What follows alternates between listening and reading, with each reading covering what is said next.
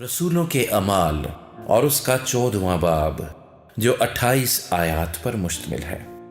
اور اکنیوم میں ایسا ہوا کہ وہ ساتھ ساتھ یہودیوں کے عبادت خانے میں گئے اور ایسی تقریر کی کہ یہودیوں اور یونانیوں دونوں کی ایک بڑی جماعت ایمان لے آئی،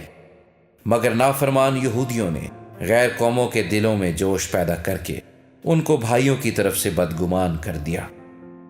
پس وہ بہت عرصے تک وہاں رہے اور خداوند کے بھروسے پر دلیری سے کلام کرتے تھے، اور وہ ان کے ہاتھوں سے نشان اور عجیب کام کرا کر اپنے فضل کے کلام کی گواہی دیتا تھا۔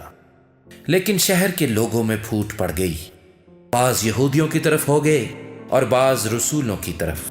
مگر جب غیر قوم والے اور یہودی انہیں بے عزت اور سنگسار کرنے کو اپنے سرداروں سمیت ان پر چڑھ آئے تو وہ اس سے واقف ہو کر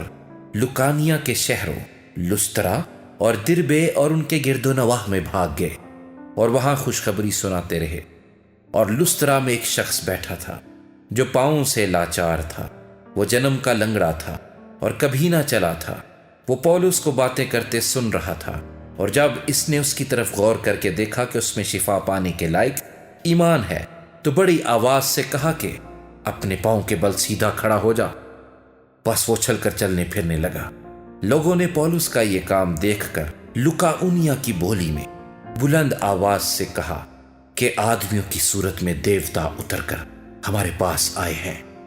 اور انہوں نے برناباس کو زیوس اور پولس کو ہرمیس، اس لیے کہ یہ کلام کرنے میں سبقت رکھتا تھا، اور زیوس کے اس مندر کا پجاری جو ان کے شہر کے سامنے تھا، بیل اور پھولوں کے ہار پھاٹک پر لا کر لوگوں کے ساتھ قربانی کرنا چاہتا تھا۔ جب برناباس اور پولس رسول نے یہ سنا تو اپنے کپڑے پھاڑ کر لوگوں میں جا کودے اور پکار پکار کر کہنے لگے کہ لوگو، تم یہ کیا کرتے ہو؟ ہم بھی تمہارے ہم طبیعت انسان ہیں اور تمہیں خوشخبری سناتے ہیں، تاکہ ان باطل چیزوں سے کنارہ کر کے اس زندہ خدا کی طرف پھرو جس نے آسمان اور زمین اور سمندر اور جو کچھ ان میں ہے پیدا کیا۔ اس نے اگلے زمانے میں سب قوموں کو اپنی اپنی راہ چلنے دیا، تو بھی اس نے اپنے آپ کو بے گواہ نہ چھوڑا۔ چنانچہ اس نے مہربانیاں کی اور آسمان سے تمہارے لیے پانی برسایا اور بڑی بڑی پیداوار کے موسم عطا کیے، اور تمہارے دلوں کو خوراک اور خوشی سے بھر دیا۔ یہ باتیں کہہ کر بھی لوگوں کو مشکل سے روکا کہ ان کے لیے قربانی نہ کرے۔ پھر بعض یہودی انطاکیہ اور اکنیوم سے آئے اور لوگوں کو اپنی طرف کر کے پولس کو سنگسار کیا اور اس کو مردہ سمجھ کر شہر کے باہر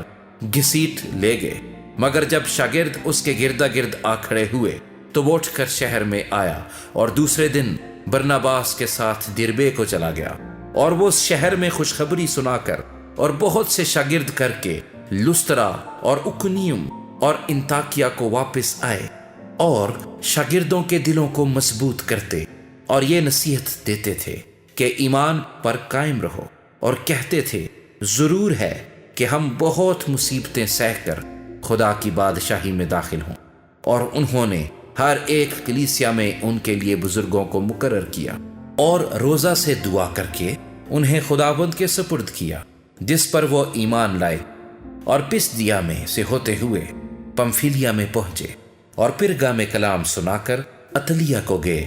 اور وہاں سے جہاز پر اس انطاکیہ میں آئے جہاں اس کام کے لیے جو انہوں نے اب پورا کیا خدا کے فضل کے سپرد کیے گئے تھے۔